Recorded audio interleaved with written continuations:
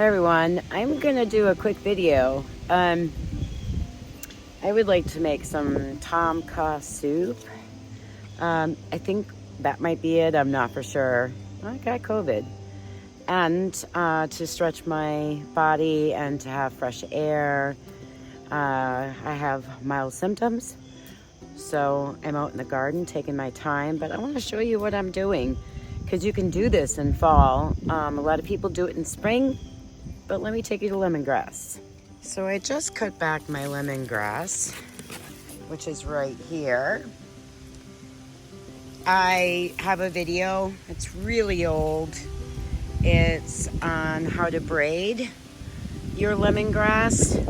Just a regular braid, tied. And the reason why is because you would hang it up. Here, let me step back. You would hang it up from your wall or a hanger and in your house as you would dried herbs.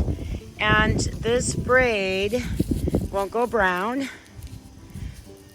Like you can see, some of the leaves are already turning yellow. That's from me waiting to harvest this.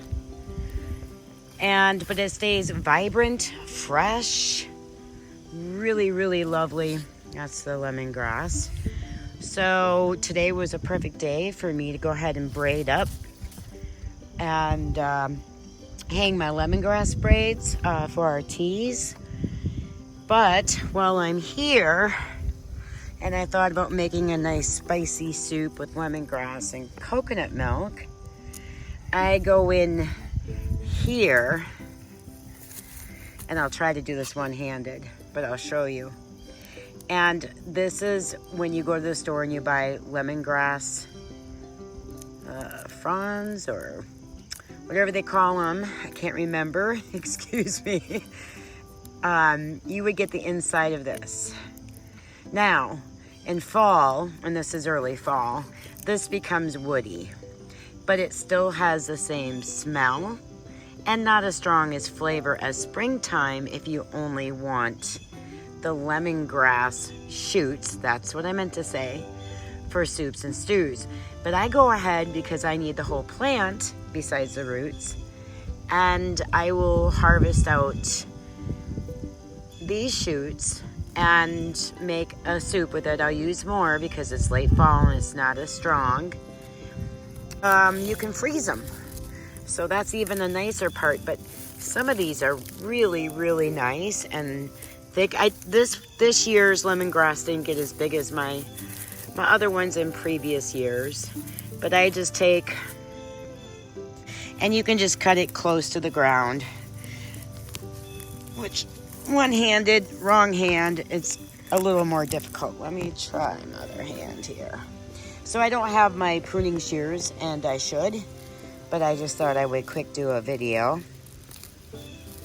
and I didn't go down hard enough, but you're gonna be going for those shoots. Let's see. And you can make this into coconut lemongrass soup, lemongrass tea. You don't have to use the leaves. You can actually use the shoots as well too.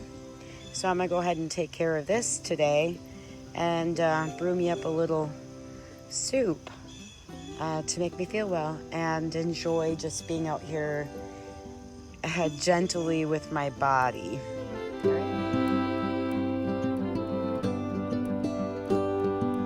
So I thought I would add this for the lemongrass shoots. Once you cut them, you can see I probably have 5 or 6 inches cut. You can freeze them. They have the red is like a wrapper to keep the inside fresh. So once, and I've got a pretty big, I freeze them this way, and I check them before I put them in the freezer. But the way that I would do it before cooking with it is I remove this, and I just learned this from experience, nobody taught me, this outer layer right here. And you will see And that's another way to check. You can squish them when you're cutting them, and if there's nothing in there, there's no actual green shoot in here. So I will do this. I will do this, and then I chop away this shoot. Now in the springtime, it will be tender, very, very, very tender. So if you go out for Thai food and you ask for lemongrass tea, you would get the fresh shoots, or if it's used in soups.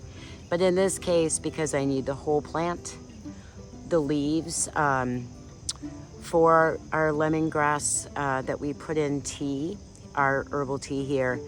And I can tell you this straight out, and we'll go back to this real quick. When you buy cut and sifted lemongrass from any herbal supplier, it does not taste like fresh lemongrass cut and saved, especially when you braid it. It retains, it has more of an aromatic flavor and taste. It's really delicious that way. Dried, I won't buy cut and sifted lemongrass from anywhere, because I know it doesn't keep the aromatic value. So if you grow lemongrass, braid your long leaves and save your shoots. You can cut some of these off when the plant is about a foot or so tall for fresh, and then save the rest for a late harvest. And let me show you what it looks like after I cut it, because I could have pulled it out of this pot, but we haven't had rain and I haven't watered in 3 days. So it's hard, and I just thought there's another way to do it, and I'll show you. So this, my friends, is what I cut. Let's see. And so it'll be a round circle. I could have went a little further down, but I'm good with what I got. I surely am. I'm gonna take a little break, sip some tea, and then I'm gonna come out here. I've got lemon verbena. This is another one, and anise hyssop. Waited for it to go to seed and finish flowering. The pollinators are still on it. The goldfinches are still pulling the seeds off. So I'm gonna let them have that. So I'm gonna come out here and do this after I have a little rest. Again, lemon verbena, as in any plant, as like lemongrass, anise hyssop, grow it fresh. The flavor is, it's farm to your teapot, garden to teapot.